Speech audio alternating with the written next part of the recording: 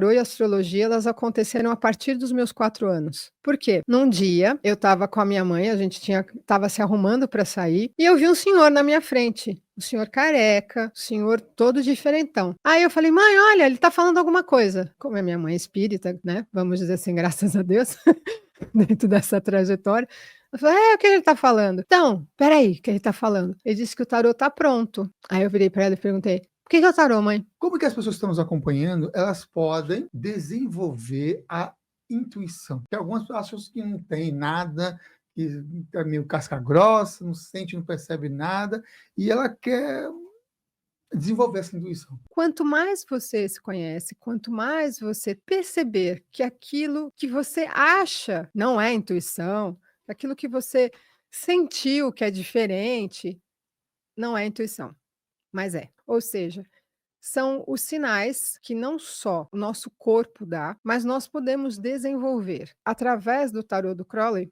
eu fiz um desenvolvimento de uma metodologia e ela foi aprovada como trabalho científico.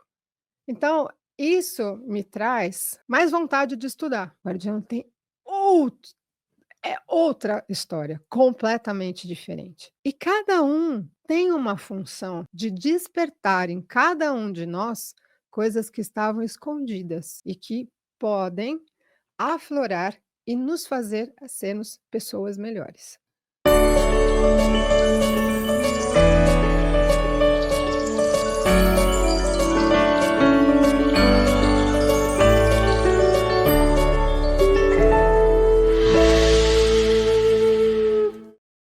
Seja bem-vinda a mais uma edição do programa Consciência Próspera, esse programa de entrevista que completou 15 anos de existência, aniversário de 15 anos, em março de 2025.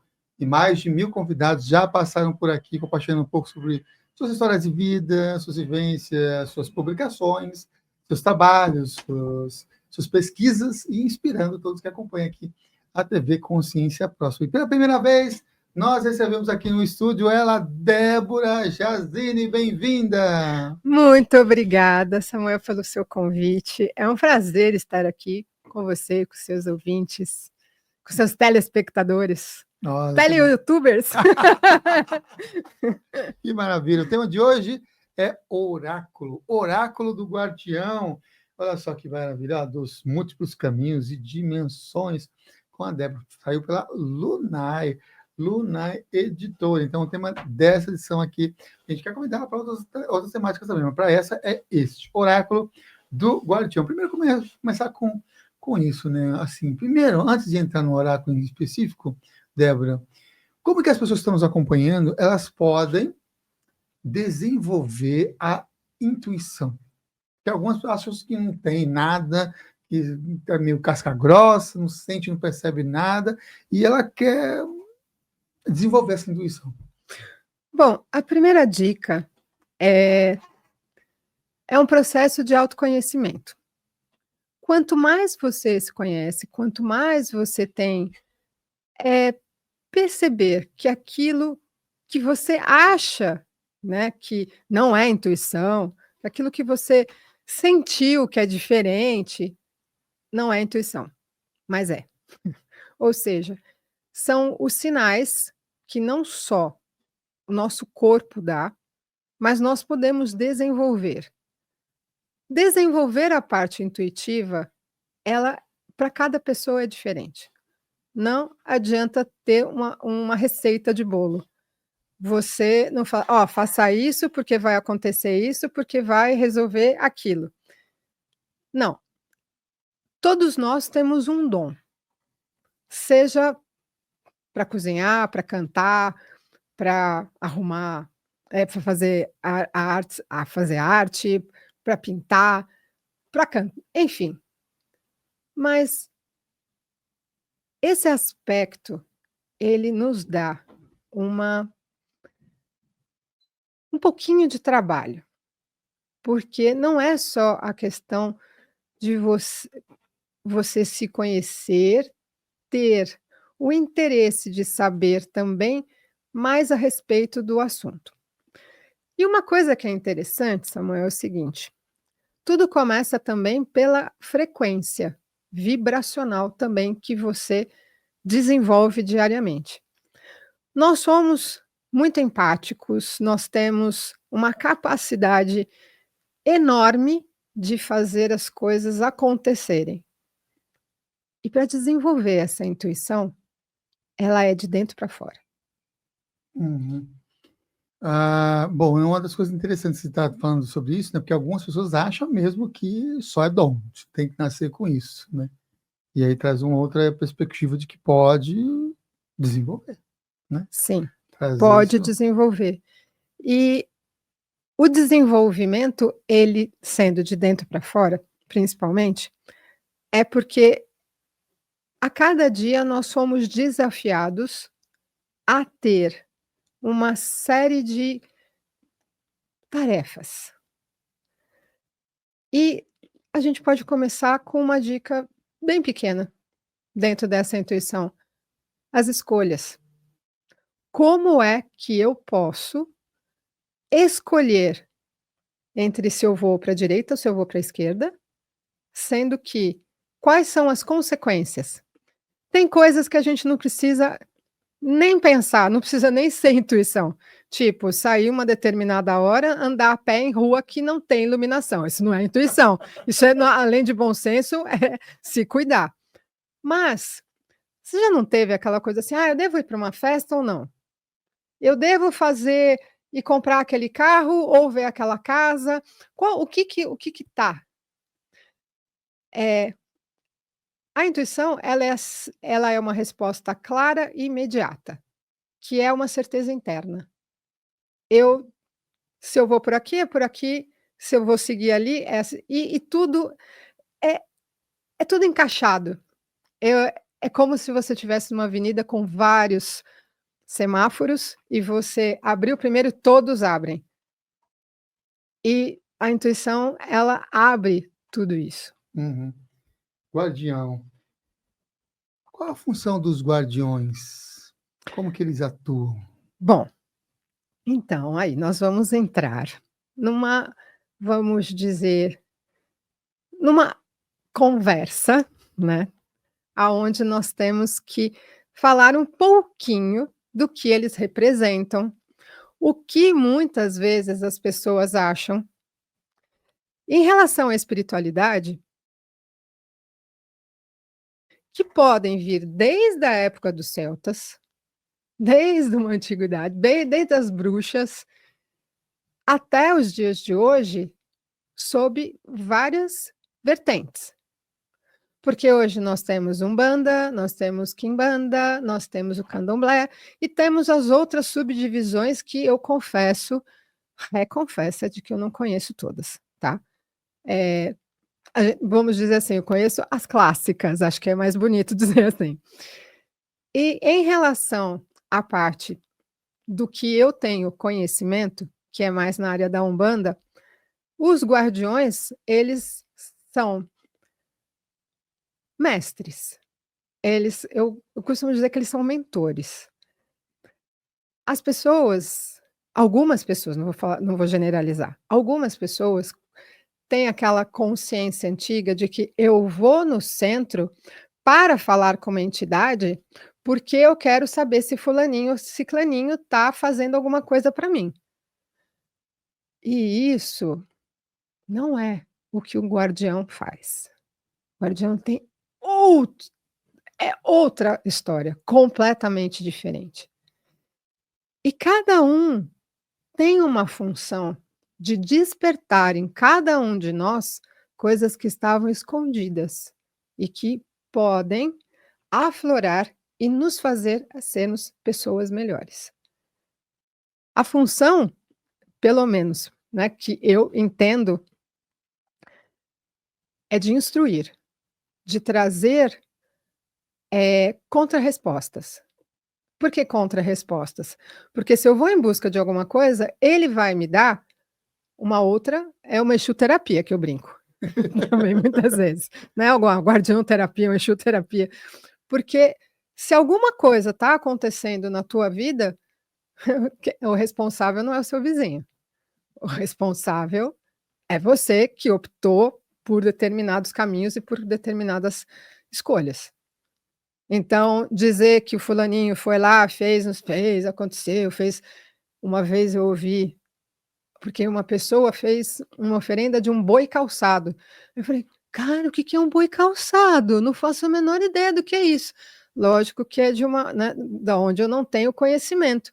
E aí eu sei que para um boi tinha que ter, para cada pata, tinha que ter, eu não me lembro qual era o animal, mas que cada pata desse animal precisava de mais galo e que ma então eu falei assim: "Meu, sais de fruta", não imagino nem qual era o pedido, né, para ser um boi calçado. Então, eh, não precisa nada disso. Eu posso ser, vamos dizer, romântica ou às vezes, arianamente muito ingênua para algumas coisas, mas eu acredito não só na verdade da pureza do que é de coração. E a conexão é feita pelo coração, não tem outro. Você não vai fazer, você não vai fazer ligação com outras pessoas, com algumas pessoas, se não tiver empatia, se não tiver acolhimento, se aquela pessoa não te dá, eh, a mão também, né. E dentro dessa mentoria, você eles nos fazem pensar, pelo menos os que eu conheço, tá, que fazem parte, vamos dizer assim, da minha alçada, vamos dizer assim, mas confesso a você que antes eu era muito Caxias. Eu falei assim: "Não vou em outros lugares, não vou conhecer outras coisas, vou ficar só dentro dessa coisa". E eu estou começando a desbravar, e começando a conhecer outras coisas que antes eu não me permitia, porque quando você é médium, e não era uma coisa que eu falava, quem me trouxe isso foi exatamente, né, o senhor Tartimarte, que é o nome dele cabalista, né. Eu já emendei na próxima pergunta, né. Tudo bem, fez parte, né, eu paro. Não, Mas eu vamos continuar. acredito que, então, a parte do guardião, de trazer, eh, não só eu me conhecer internamente, mas quem acompanha o meu trabalho, também saber que, teve estudo, tem um desenvolvimento, não começou por acaso, né, tem toda uma série de. E como não começou por acaso, a gente gosta de fazer também perguntas sobre jornadas. Quando e como é que você começa a se interessar pelos estudos mais espirituais, espiritualista ou pela espiritualidade? Então, vamos lá, eu eu não escolhi, eu não eu não troquei a boneca por um giz, né, vamos dizer assim. Mas eu comecei muito cedo, e eu aprendi a ler e escrever muito cedo, e quando eu tinha 4 anos de idade, foi uma coisa muito interessante, porque o tarô e a astrologia, elas aconteceram a partir dos meus 4 anos. Por quê?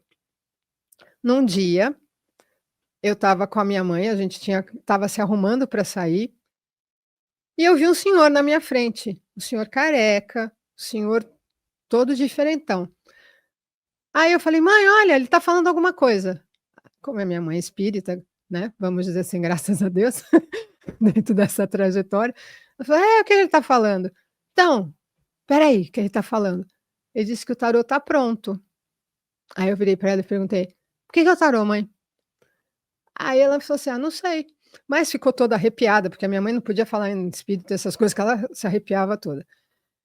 E a partir disso, dias depois, o homem desceu na lua, que foi em julho, se eu não me engano, dia 23 de julho. E eu achei aquilo lindo, o homem descendo na lua, porque a minha mãe foi me acordar para ver. Então, o tarô e a astrologia, elas começaram no mesmo ano comigo. E as manifestações ao longo dos anos foram acontecendo. Eh, e, por exemplo, eu gostei de cartas muito cedo. Eu tinha 5 anos, eu gostava de ir na casa da minha prima, da minha tia, porque todo mundo lia, não é lia. jogava buraco, né, jogava tranca, essas coisas. E eu aprendi a olhar, aprendi a fazer olhando. Tudo bem. Por volta dos 13, 14 anos, eu tive uma perdão, uma questão para ser administrada, mais fácil falar assim, aonde começou o meu desenvolvimento espiritual, aonde eu descobri que eu era filha adotiva. E ao longo desse desenvolvimento, comecei só um minutinho.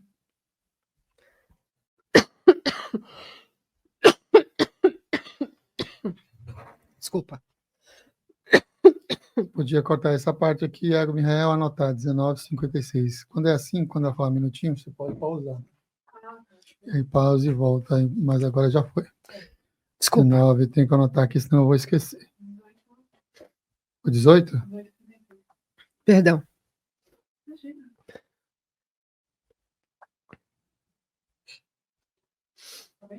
Sim.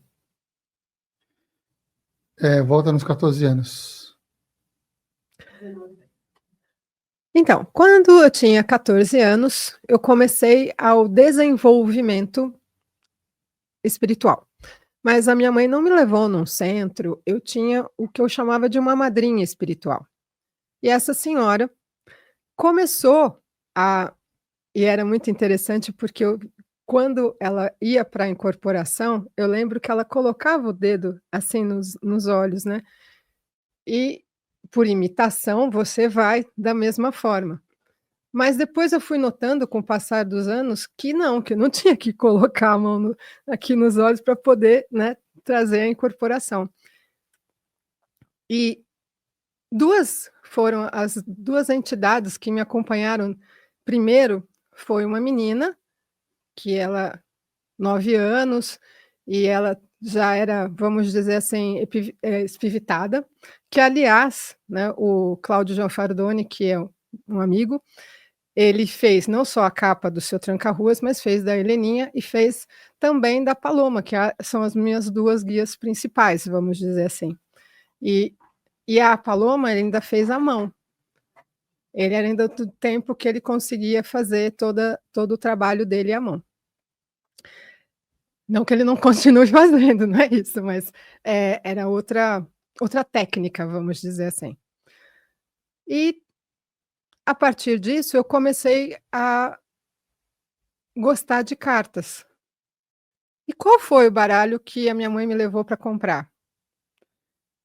A contracapa do tarô do Crowley é uma cruz, eh, vamos dizer assim, não é da Golden Dawn, é da Rosa Cruz aqui no Brasil. E o meu avô era Rosa Cruz, embora eu não tenha conhecido. E eu associei que aquele era, porque ele era um tarô grande, né, ele é mais ou menos um pouquinho maior do que a capa desse livro, e eu falei assim: "Ah, isso cabe na minha mão, eu tenho uma mão, né, que dá para fazer isso", mão de pianista, né. E aquele baralho, anos depois, eu fui descobrir que era o tarô do Crowley. Então o meu primeiro tarô oficial foi o tarô do Crowley que estava pronto lá atrás. Olha aí, que coisa. Mas depois você finalizou com outros decks? Quais os decks que você pegou? Bom, o primeiro foi esse, né, o Tarot do Crown. E quais os decks que depois chegou até você que você mais se afinizou e começou a atuar, vamos dizer assim? Tá, tem um pequeno detalhe. Tudo isso começou porque revista criativa, grátis um tarô. Não era tarô, era uma sibila italiana. E eu levava na escola. E eu estudei no arquidiocesano. O arquidiocesano, na hora do recreio, todo mundo desce, vai, né, ia fazer um monte de coisa. E eu não, eu lia a carta para os meus colegas. E era muito divertido, porque cada vez mais eu ia acertando. E só que teve um pequeno detalhe, eu não sabia que aquele não era tarô e que não era sibila italiana, eu não sabia de nada, eu vim descobri anos depois, que quando eu vi na Itália, foi quando eu tive a oportunidade de viajar, e eu vi na estante, eu comecei a chorar, o rapaz me perguntou: "Tá tutto bene?" Eu falei: "Sì, tutto a posto." E estava emocionada de ver tudo aquilo, mas enfim.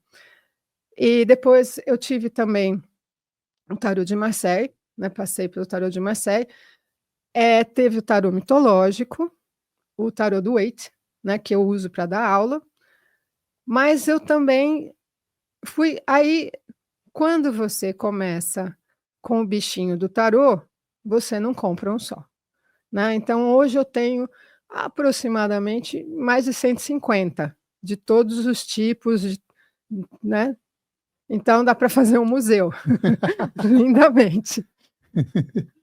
E você foi estudar as origens do tarô, de Sibila, Lenormand, essas... Fui estudar todos. E eu fui, vamos dizer, fui mais em loco ainda, porque eu fui até o Castelo Sforzesco, em Milão, e quando eu cheguei fiquei tão decepcionada, porque eu falei assim: "Tem o tarô, né, do Visconti Sforza, tem a história, tem não tinha nada".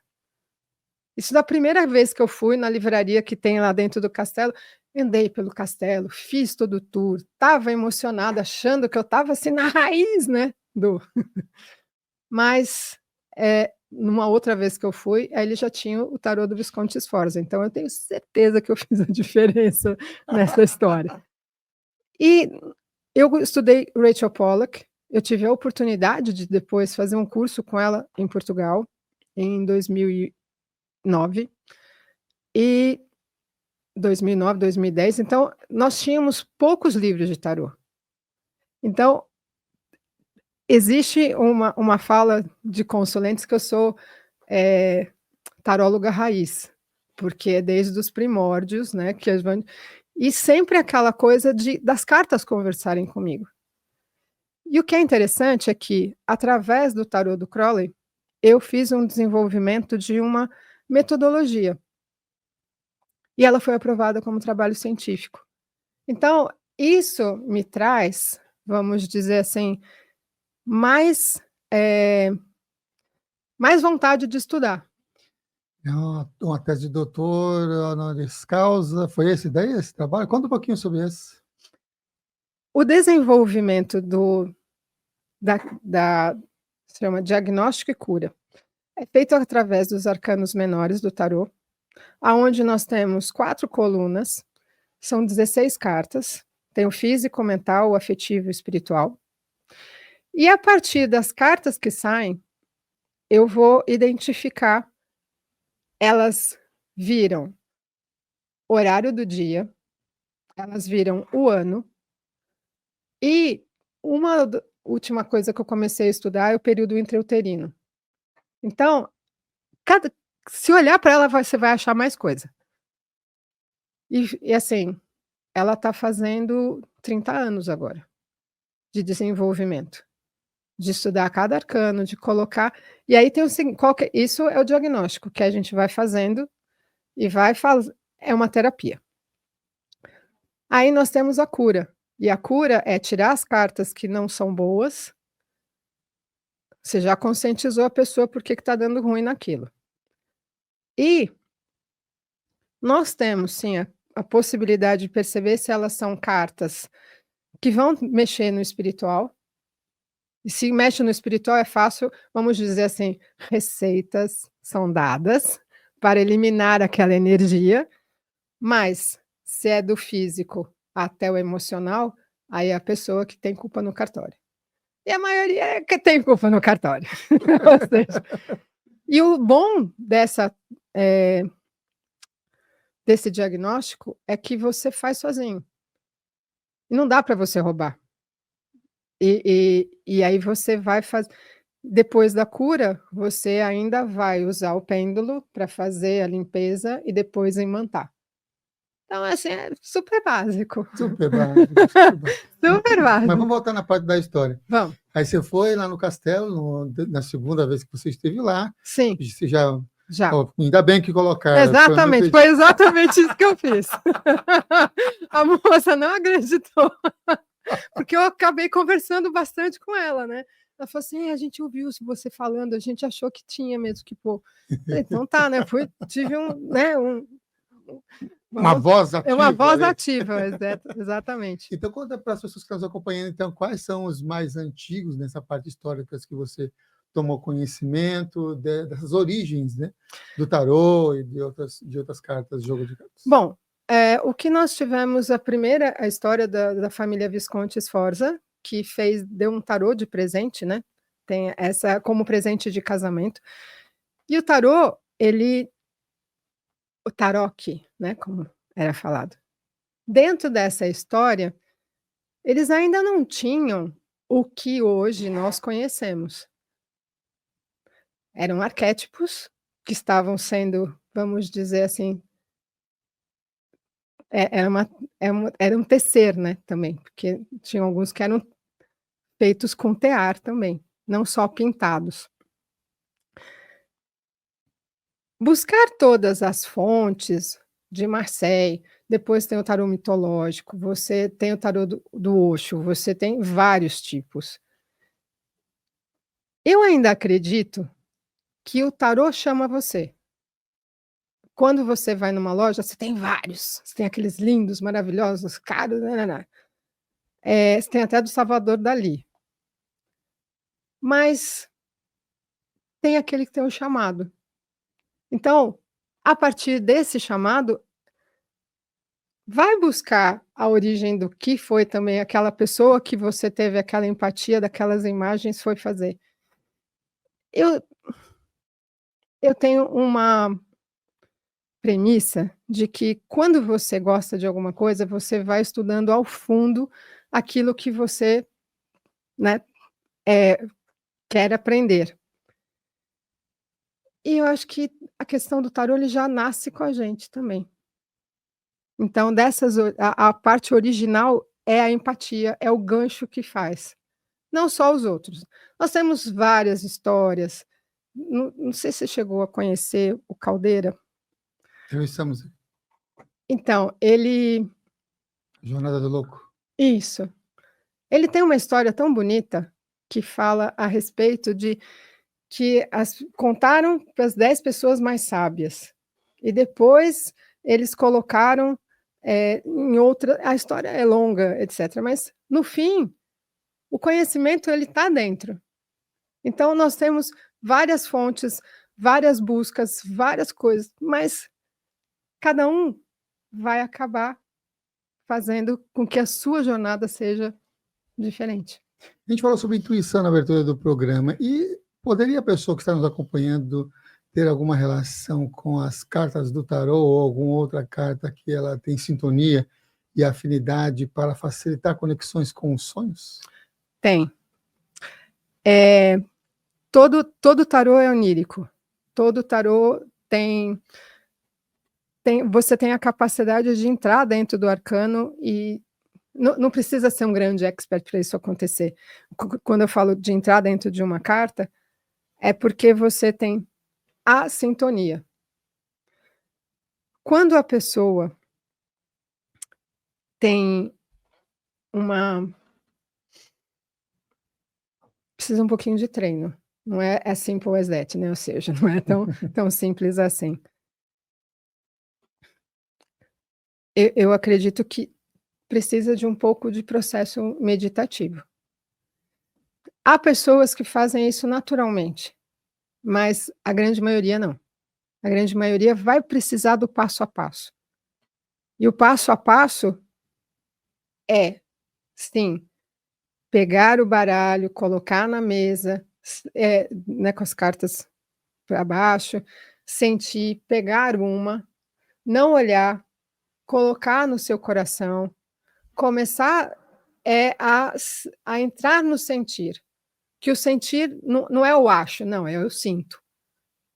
E a partir deste sentir é que a coisa começa a conectar. E aí você pode fazer grandes viagens. Você pode descobrir. Mas aí a gente vai entrar numa outra coisa que não deixa de ser a jornada escrita, porque é através da escrita que você vai colocando no papel todas as suas sensações. E aí isso abre para um monte de outras coisas. Uhum. Bom, esse daqui é o Oráculo do Guardião dos Múltiplos Caminhos e Dimensões, né? Publicado pela Lunai, e o comentário que chegou é que esse livro foi um livro, vamos dizer, mediúnico, canalizado. Então, o que é realmente uma canalização, né? E qual a diferença de uma canalização para a psicografia? Bom, no meu caso, eu tive a oportunidade de fazer as 2 coisas. Eu tive a oportunidade cedo de trabalhar com um grupo que tinha o intuito de fazer conexões com pessoas que não estavam neste plano, mais assim, um pouquinho além da Terra, né, vamos colocar assim. Então eu tive a experiência de vários anos, então tive a oportunidade de psicografar Ramatiz e outros mestres também, vamos dizer, dessa parte mediúnica.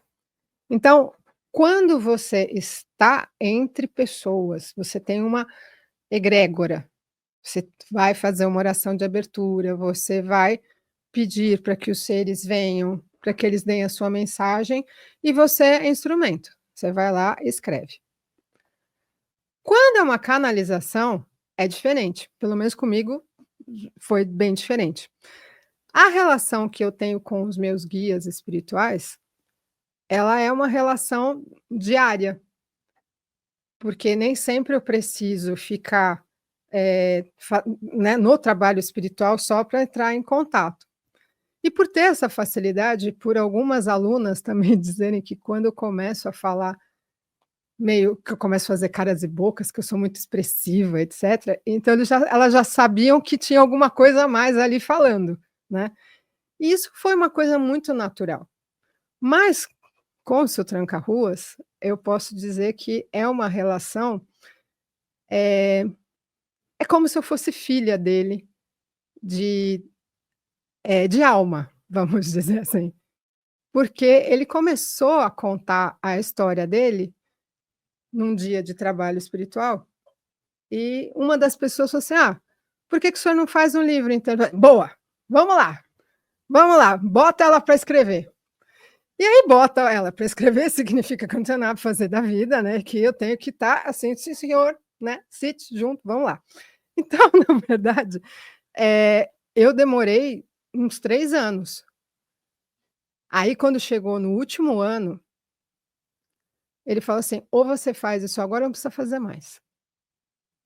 Aí eu, né, assim, né, com esse carinho todo, né, eu achei que por bem era bom eu sentar o bumbum na cadeira e começar, né, a fazer a coisa acontecer. E foi muito especial, porque ele me deu data para eu terminar. Eu tinha que terminar até o dia 1º de julho. Ai, minto, até o dia 30 de junho, e eu passei 2 horas depois, porque eu fiquei, né, porque eu tinha que terminar. E é interessante, porque eu não sei se é questão de junho, geralmente é um mês de escrita para mim muito forte. Quando eu fiz Na Rota do Tarô foi em junho, quando eu fiz um outro livro também foi em junho. Ou seja, né, junho faz parte do que, né, regente de Gêmeos, enfim. E aí sento eu no computador e eu fico esperando. Eu fico esperando a coordenada. Muito bem. Aí teve um dia que eu sentei e nada vinha. Eu falei assim: "E aí? Tô aqui, né, e agora?". E aí eu entendi que não era assim, porque o meu estava desafiando, né, do tipo assim: "E aí, você não vai mandar a mensagem para mim, para eu", né. E muito bem, aí eu me acalmei, né, entrei em harmonia no trabalho e comecei a ouvir e digitar.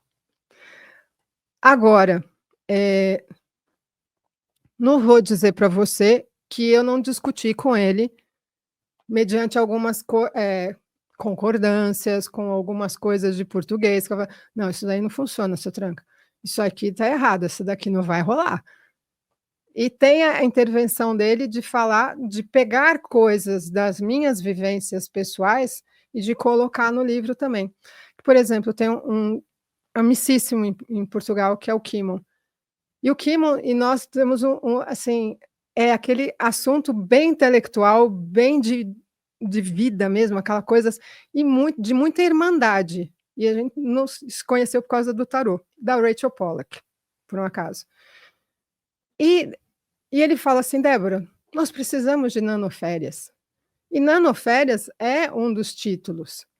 Então, ele tem, por exemplo, o banho de tem um banho de alecrim, ou então um banho de arruda, coisa manjericão, etcétera. E tem uma das frases, uma delas também, que é do avesso. Do avesso é dormir com a roupa do avesso. Eu falava assim: "Mas se eu tenho a pessoa vai falar: "Pra que que eu vou dormir sem, né, com a roupa do avesso?".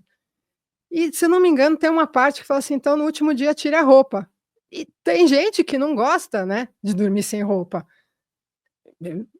Eu não posso nem opinar, porque eu gosto. Enfim, então houve todo um diálogo, mas conforme ele ia ditando algumas coisas, eu ia colocando, e assim fomos. Teve algum momento que foi um dos mais, desafiantes nessa jornada de 3 anos da escrita, fora essa pressão dos 45 do segundo Sim, tempo? claro, porque aí teve assim: "Muito bem, agora você vai atrás da edição". Aí eu falei assim: "Claro, então vamos", né. E aí eu comecei a minha jornada. E ele falou: "Olha, tem 2 pessoas que eu quero que faça o prefácio". E deu o nome do Léo e deu o nome do Marcelo. Aí eu falei assim: "Por que eles?" Né. Falei assim: "Tá bom, acho que eles são famosos, né, entendem do riscado, etcétera. Veja um dos 2". E aí, Marcelo estava muito ocupado junto com a Pri na questão do Sofia, e o Léo conseguiu fazer, né, a tempo. Por quê? Porque ele dizia que o livro não podia ser pagão, que ele tinha que ter um padrinho. E que esse processo era que isso iria fazer com que eu arrumasse uma editora. Aí eu falei assim: "Tá bom, tudo bem, né, então agora você só quer uma editora, mas tá certo, já fiz, então tá bom, vou atrás". E comecei a buscar, né. Aí teve o bazar esotérico, o bazar místico, aliás, que o Claudinei faz lá na Avenida Portugal, na Casa de Portugal. E naquele dia eu acordei e falei assim: "Eu vou falar com o Claudinei, eu vou pedir para ele fazer o meu livro".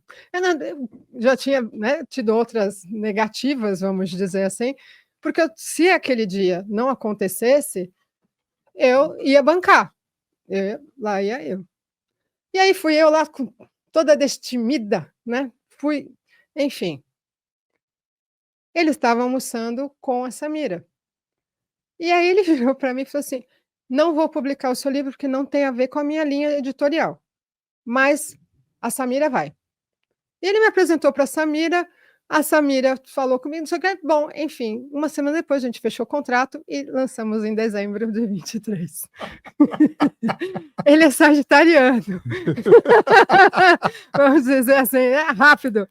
Foi em setembro que depois aí e nessa época, concomitantemente, teve a questão da, inteligência artificial que estava começando, né, a sua primavera mais intensa. E eu mergulhei de cabeça, porque aí eu fui fazer também curso, fui fazer um MBA que eu achei que era a história, e parte tem um sigilo que ele pediu para eu fazer na contracapa. Na contracapa não, desculpa, na na outra. É esse daí mesmo. E tem uma oração, e a partir desculpa, esse aqui, ó. Aqui tem aqui também, ó. Isso, exatamente. No marca-página tem a Isso, oração, tem. que é para falar 3 vezes, e também na orelha do livro, que Exatamente. você tem também aqui, deixa eu ver aqui no gravão. Aí, ó. Esse é o sigilo. Explica o que é um sigilo, como é que ele é feito. Bom, o sigilo, vamos dizer, raiz, você vai pegar só as consoantes e você vai montar um desenho. Esse é o raiz, tá. Quando nós estamos falando do sigilo, vamos dizer, do desenho, tem elementos. Então eu fui escrevendo, conforme eu fui ouvindo, o que precisava ter, quais eram as cores, quais eram os efeitos.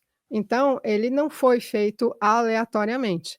Ele teve todo vamos dizer assim, uma descritiva. E eu Uhum, fiz com o Midjourney. legal. E uma outra coisa que você citou também nessa nosso bate-papo foi a questão cabalística, né? Como é que foi feito, então, o Eu nome? procurei eu fiz várias pesquisas, porque eu queria saber mais a respeito do seu tranca-ruas. E o que, eu encontrei, eu não me lembro já depois de tantas pesquisas qual em que lugar, mas tinha os nomes cabalísticos de todas as entidades. Então, tem de Exu-rei, tem de outras entidades, e o dele é o senhor Tatimacho. Mas, como, né, aqui vos fala, tem sempre que fazer alguma coisinha de diferente, não pode ser igual, esse T que ele tem ali, fui eu que coloquei, tá. Era só o Tatimacho mesmo sem Mas tem alguma questão numerológica de ter tem. colocado? Eu falei assim: "Ah, só me desculpe, mas eu vou me intrometer". Nisso eu me intrometi, isso sua recompensa. Você também estudou também, e que linhagem, que conexão que você também trazia essas reflexões da numerologia? Porque também a gente já entrevistou aqui diversos pensamentos diferentes de numerologia, desde a gematria, ou denominações mais pitagóricas e outras tantas que já passaram por aqui. E qual é o estilo que você gosta de compartilhar no seu trabalho? Eh, Quando eu comecei a minha trajetória, eu fui fazendo vários cursos e a numerologia, eu fiz a pitagórica. Porém, ela é muito estática para mim. Mas para algumas coisas eu ainda uso, vamos dizer, tá. Eh, de todas as logias, a que eu mais gosto é o tarô, porque é mutável. E eu não gostava quando eu fazia a numerologia que você vai ser desse jeito, vai agir desse jeito. Assim: "Gente, eu não sou assim. Eu nunca vou ficar seguindo essa regrinha a vida inteira, não vou. Imagina se de manhã eu fiz um planejamento e à tarde eu já mudei tudo, e a vida já me mudou à noite tudo de novo, não dá". Uhum, Então, gosto da numerologia e fui estudar, mas estudei um pouquinho da cabalística também, tá. legal. Bom, aqui no oráculo do Guardião, existem 87 mensagens, E uma mais a oração, oração, os 88. 88. Qual é o significado, então, nesses estudos do 88? Bom, o 88 na verdade vai dar um 16 que vai dar 7, certo. E 7 é um número cabalístico, que é também são os estudos, e os estudos ligados à parte da espiritualidade. Uhum. Esse está na ponta da língua. Que ótimo. Então, gente, é só você abrir, se você adquirir o livro, aí é só abrir uma página e você já tem uma mensagem. Você coloca o seu de um lado de outro, você vai ter a sua mensagem. E também para quem tem o marca-página, também tem a oração. Também está aqui em algum outro momento também do livro, aqui também a É a oração, né? última, é Que é 88. o 88. Né? Muito bem. É isso daí. Deixa eu ver outras conexões. Tem algumas pessoas que fazem sempre uma, uma festa, uma celebração. Tipo, tem pessoas que fazem celebrações no mês de abril, não é? Então, as pessoas que fazem no mês de abril, Sim, por um acaso eu. não é? Sim, Todos os anos, né? exatamente. Sim, com certeza, Mariana da Gema. Super ariana. E também tem um processo que é o mêsversário. Quando a gente tem as crianças, os filhos, a gente comemora todos os meses. Mas existe algum processo assim, utilizando essas questões das mensagens, ou algum trabalho que você acha que é interessante ligado a desejos e possibilidades da vida nem mêsversário? Tem. Eu tenho um ritual para isso, do mêsversário, que é o seguinte: eu acredito que quando nós colocamos no papel, não só as coisas que nós queremos realizar, que são os nossos sonhos, eu acredito que escrever, as nossas dificuldades é muito importante. Por quê? Porque se hoje, né, então aqui dia 18, né, de junho, vamos fazer de novo a cartinha. Por que de novo? Porque todos os meses eu vou ver o que que eu resolvi daquilo que eu escrevi e o que que eu conquistei. E é importante ter disciplina em, né, no caso da espiritualidade. Algumas pessoas acham que é só, vamos dizer assim: "Ah, só tá ali e vamos canalizar, vamos nos ligar e vamos fazer acontecer". Não é bem assim. É todo um preparo.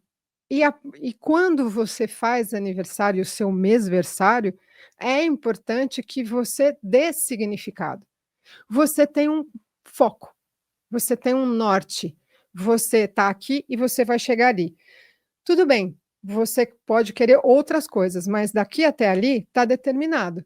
E você tem a possibilidade de concretizar ou não. Tudo vai depender da energia que você colocar. E eu coloco de propósito um item que eu chamo do item imprevisto, tá? Que é a tarefa mais difícil. E por incrível que pareça, muitas vezes o que é mais difícil se concretiza antes do que é mais fácil. Vamos recapitular, então. Então, no mêsversário, você faz uma listinha do Fácil. levantamento de todas aquelas coisas que são desafiantes Isso, e dificultosas para aquela isso. pessoa. E, em seguida, Em seguida, muito bem, eu escrevi isso no dia 18 de maio. uhum, No dia 18 de junho, o que que eu vou fazer? Eu vou pegar tudo aquilo que eu escrevi e vou queimar. Porque tem que ter uma sim. finalização. Não adianta você, né, deixar assim: "Ah, escrevi ali, tá tudo bem". Não, é começar, meiar e findar. E as cinzas eu geralmente coloco dentro de um saquinho separado para não colocar junto com o lixo. E aí, no mês seguinte, você faz uma de desejos, é isso? Não? Não, eu faço As duas juntas. as 2. Uma folha, vamos dizer assim, da parte prazerosa e uma folha das dificultosas, vamos dizer assim. Às vezes as dificultosas são maiores, E coloca dependendo. lá o item do imprevisto. Exatamente, o item do imprevisto, que é o que é mais difícil. Por exemplo, chegar uma Ferrari na porta da minha casa, isso é um imprevisto muito agradável. Mas na hora que você começar a pensar no IPVA, aí você pronto, aquilo já virou um grande imprevisto. Mas enfim, não, brincadeira. É claro que você pode colocar algo que você tenha, Uhum. queira muito, né. Compartilha com a gente alguns feedbacks de pessoas que se utilizaram da oração e do sigilo em conjunto. O que as pessoas comentaram dos resultados, né? E qual é a proposta? Ó, tem a invocação aqui. Tem. Qual é a proposta? E tem que falar 3 vezes, Sim. repetir 3 vezes, né? E o que as pessoas comentaram assim dessas conexões com a oração? O autor, como vamos dizer assim, nessa dupla, né, alguém do plano espiritual e eu fisicamente, nós tivemos várias tentativas de colocar as mensagens dele de uma forma com que as pessoas tivessem acesso, não só quem tivesse o livro, mas quem não teve aquisição. Então eu fiz uma jornada, e dentro dessa jornada, cada dia ia fazendo num horário, cada semana, cada mês eu ia fazendo num horário. A última que ele me pediu agora é para começar a colocar no YouTube, para que as coisas comecem a se desenvolver de uma outra forma também. Perdão. Qual é o principal? As pessoas que fizeram a oração tiveram um sentimento de tranquilidade e paz. Teve pessoas que, por exemplo, experimentaram, ousaram fazer o que ele pedia, como é a roupa do lado do avesso, que nunca tinham experimentado fazer isso e que obtiveram bons resultados. E tem até o caso de uma senhora que ela é dirigente de um centro espírita, e ela fez todos os filhos de santo dela comprar. Essa é uma história de vitória, porque eu também tenho as histórias de derrota, tá. Que eu tentei levar para vários centros, que eu conhecia dirigentes, etcétera. E eu achei tão interessante, porque tive 2 negativas que foram interessantes.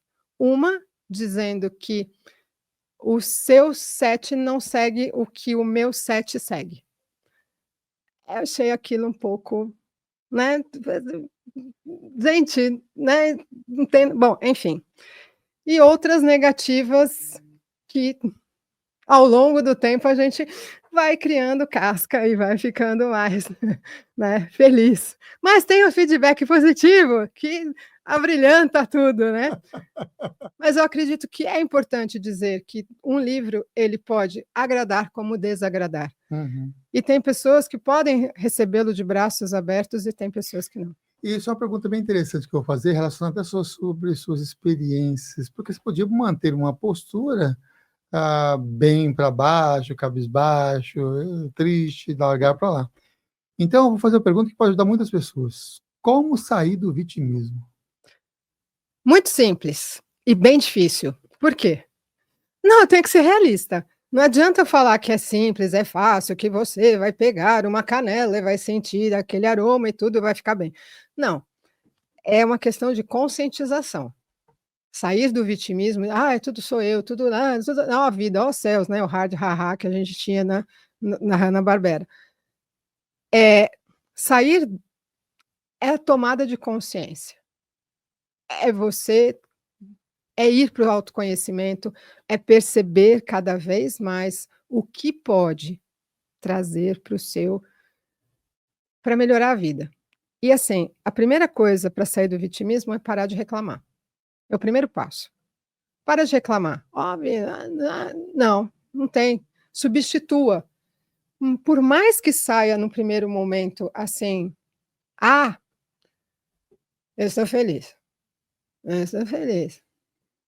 Mas aí conforme os dias vão passando, você vai: "Eu estou feliz, eu estou feliz, estou feliz", né, vai chegar nessa euforia, em algum momento, mas isso pode demorar uma semana, isso pode demorar como pode demorar um ano, como pode demorar 2. Tudo vai depender da ação, e é de dentro para fora de novo. Uhum. Terapia. Você acha que todas as pessoas que estudam, por exemplo, a maioria das pessoas que estudam esses assuntos fora da caixa, que tem uma diversidade de conexões espirituais, de terreiro, do centro espírita, ou do caminho da bruxaria, ou desenvolve algum tipo de psíquica, alguma capacidade para psíquica, também precisa fazer terapia?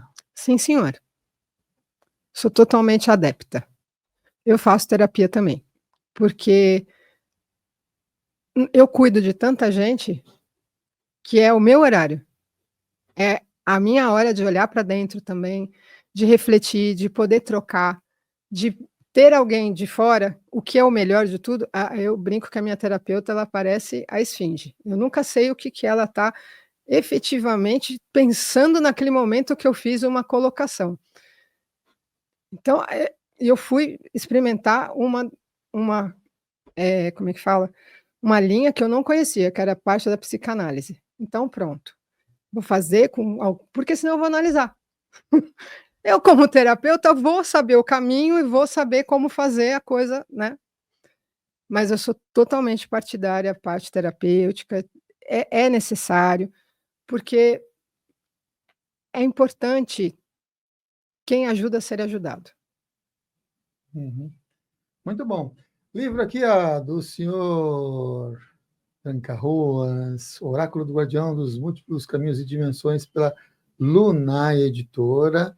A gente está passando aqui embaixo também aqui o contato é isso mesmo, olha lá, Débora Jazine, Jazine no Instagram e deborajazine.com.br é o site, esse que está passando aqui. Deixa eu mostrar também aqui que ela tem um livro. Quem é que gosta de felinos aqui? Que está acompanhando? Todo mundo levantou a mão aqui. Tem poucos filhos. Tem poucos filhos. Muito bom. Quem gosta de felinos, olha só. Olha o título do livro da Débora, né? O Pulo do Gato. Fala um pouquinho desse daqui também, do Pulo do Gato. O Pulo do Gato foi um livro que demorou 10 anos para escrever. Tudo demora, né? Assim, um processo. Não foi num Pulo do Gato. Não, o Saturno aqui comigo, ele é muito prestativo, ele fala, né? Enfim.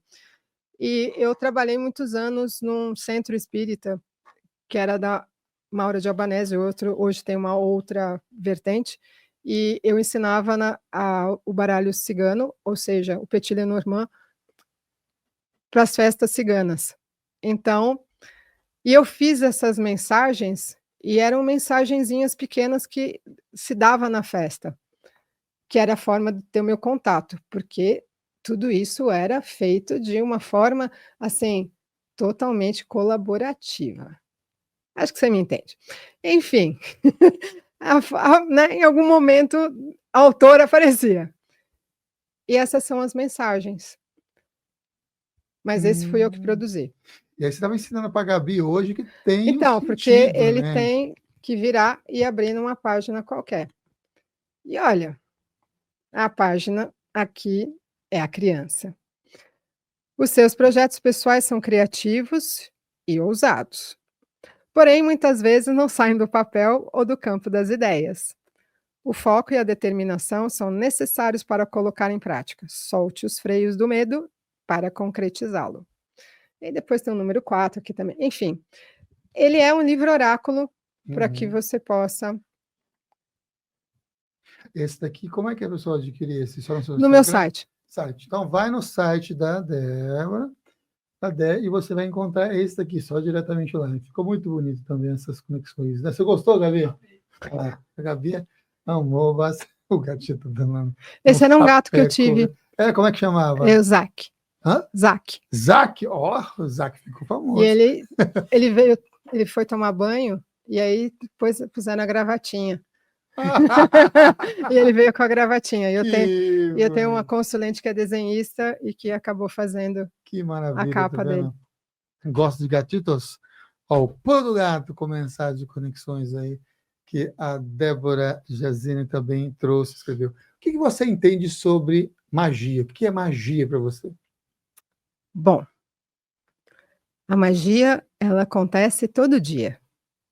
Ela está na nossa vida para ser utilizada. E nós fazemos mágicas e magias naturalmente, desde que a gente acorda até que a hora a gente vai dormir. Eu, vamos dizer, não sou muito na prática, mas eu tenho, vamos dizer assim, uma entidade que cuida bem dessa parte, que tem porções, que faz coisas interessantes. Mas eu mesma sou um aprendiz ainda. Gosto de utilizar. Muito bem, chegando aqui no final dessa nossa entrevista de hoje aqui com a Débora Jazine sobre o Guardião, o Oráculo do Guardião, né? Múltiplos, tem mais aí, é isso? Eu posso fazer ele pediu para abrir uma mensagem, pode ser? Vamos lá. Então, eu ia pedir a mensagem final, na verdade. Então tá. Pode ser, então faz o seguinte, essa vai ser a mensagem final. Tá certo. Aí você já fecha com ela. Mas antes de fazer mais uma vez a propaganda. Entra aqui, ó, Dé e Jazine no Instagram, ou Débora Jazine, tudo junto.com.br. Lembrando que o Débora é com H no final, tá? Porque você sabe, cheio de números. É chique, não é uma qualquer. E você tem que. Olha, e os bastidores aí, qualquer dia que você pegar a Débora nas feiras, no Bazar Místico, na Mystic Fair, onde você estiver, pergunta a história de vida dessa mulher para você ver. Tem uma história muito louca. Vai lá e pergunta as histórias, adquire os produtos também que ela tem, tá? Quero agradecer muitíssimo vocês que acompanhou o programa aqui de hoje. Curta, compartilhe com outras pessoas. Entra também lá no Clube Consciência, recebendo os avisos, mensagens lá do WhatsApp. Novidades está chegando bastante. Novidades aqui está chegando aqui pela TV. Em breve vai estar também a estreia aqui do Falando de Espiritualidade. O Wagner vai estar de volta aqui ao vivo toda semana.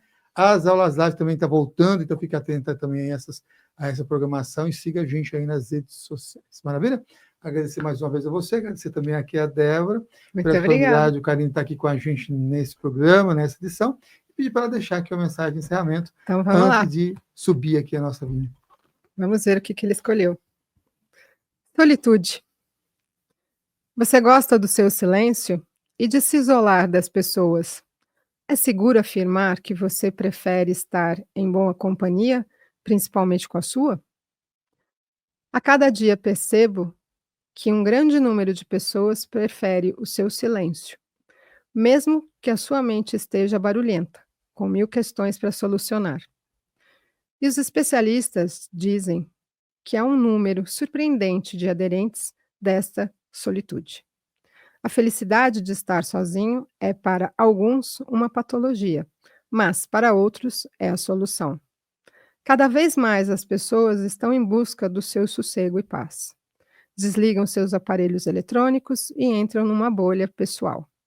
A liberdade e a independência fazem parte dessa nova era. Você já experimentou ficar em solitude?